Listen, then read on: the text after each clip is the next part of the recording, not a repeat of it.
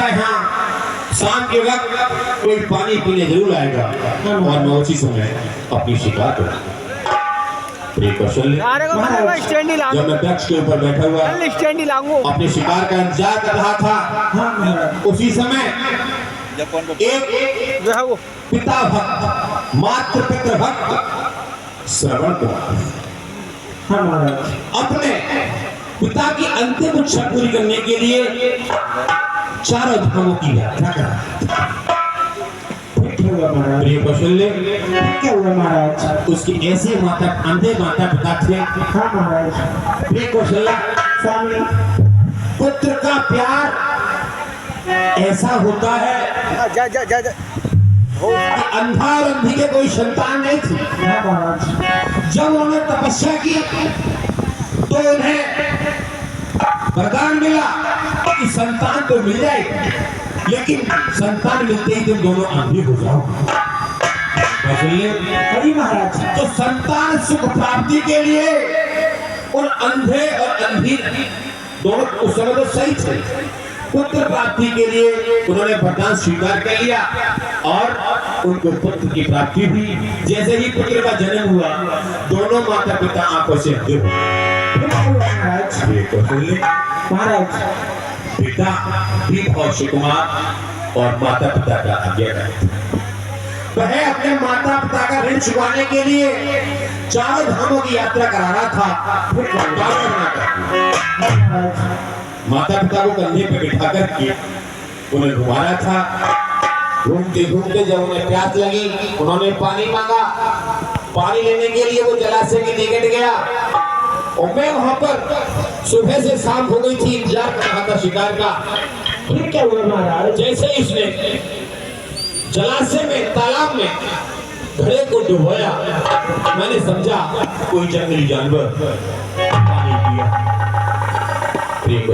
महाराज, मुझे धनुर्विद्या में शब्द विधि बाण मैंने तर्कस से निकाला और जैसे ही वहां से आवाज की ध्वनि सुनते ही तीर मैंने चलाया और बाण उसके सीने में जाके जैसे ही बाण लगा वो चिल्लाने लगा, हाय माता, हाय पिता, हाय माता। महाराज, जैसे ही मैंने देखा कि ये तो कोई मनुष्य है, माता पिता को चिल्ला रहा है, मैंने जलाशय के निकट जाके देखा तो मुझसे बड़ा अपराध बाण मेरा इतना तीव्र गति से लगा था कि उसके बचने की कोई उम्मीद नहीं थी। उसने कहा, हे मानने वाले शिकारी, तुमने जो किया वो अच्छा किया। मैं अपने अंधे माता पिता को चारों धामों की यात्रा करा रहा था और मेरी यात्रा तो अधूरी रह गई, लेकिन मेरी अंतिम इच्छा है कि मेरे अंधे माता पिता प्यासे घेर में जाकर के पानी पिया। महाराज, मैं उस पुत्र की अंतिम इच्छा की पूर्ति के लिए जलाशय से पानी लेकर के और अंधे माता के पिता के पास में पहुंचा। तो प्रिय कौशल्य, फिर क्या हुआ महाराज? अपने पुत्र का प्यार तो पुत्र का प्यार ही था और अंधे माता पिता ने मेरी पैरों की आवाज से ही पहचान लिया कि ये मेरा पुत्र नहीं है। मैं संकोच बोल नहीं रहा था कि ये प्यास से व्याकुल है, मैं पहले पानी पिला दूं। मैंने कहा पानी पियो। तो मैं बोले, पानी पिलाने वाले तू कौन है? महाराज, मैं क्या कहता, मैं कौन? उससे क्या हो गया? मैंने बहुत बार आग्रह किया, लेकिन उन्होंने कहा नहीं। अब पानी पिएंगे तो अपने पुत्र के हाथ से पिएंगे, अन्यथा मर जाएंगे। पानी पिलाने वाले तो बहुत कौन? महाराज, सब नहीं माने। हाँ, तो मुझे मजबूरी में कहना पड़ा। क्या महाराज? कि आज मुझसे बहुत अनर्थ हो गया, अपराध हो गया। शिकार के धोखे में आपके पुत्र का मौत हो गया। वो रो रहे।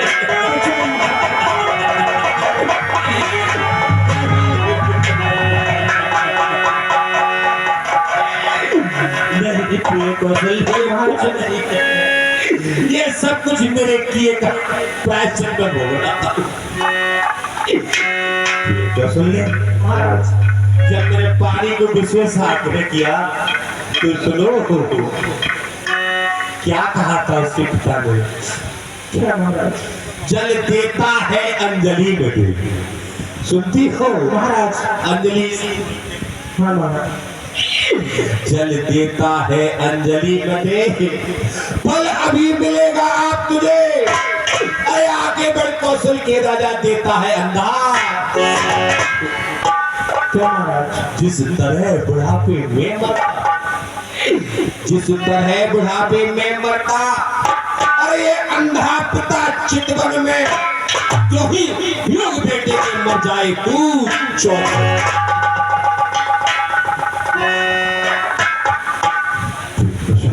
महाराज फिर उसकी माता ने भी कानों को खोल अयोध्या पर। सुन ले बिलाट अवंधी का अभिशाप, सुन चुका अंधे का गहर साप का। जो हृदय तोड़कर उठती है को चले महाराज, जो हृदय तोड़कर उठती है अरे मैं आग में ठंडी होती है, और मुर्दे के पास खड़ी होकर ये राण विभूति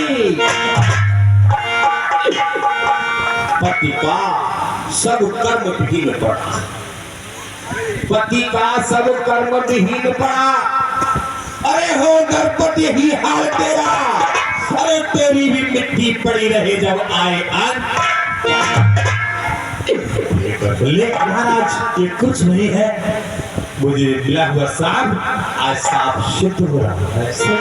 4 पुत्र होते हुए और 4 में से आज भी मेरी आंखों के सामने एक भी नहीं है, और मेरी अस्थि को हाथ लगाने वाला एक भी नहीं। किए हुए कर्मों का पश्चाताप मैं भोग रहा हूँ। लेकिन पुत्र मोह तो पुत्र मोह होता है। जिस तरह से उन्होंने दोनों ने तड़प तड़प के प्राण निकाले थे,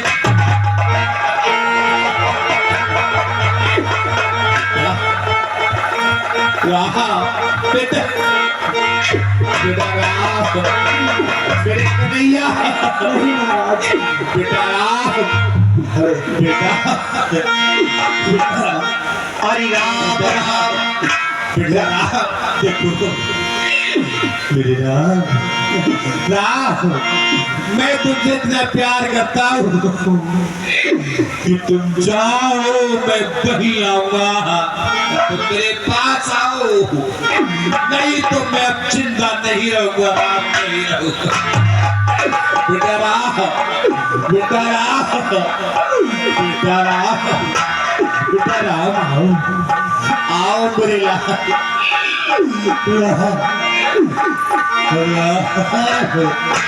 आओ आओ कहीं बार आओ बेटा राह।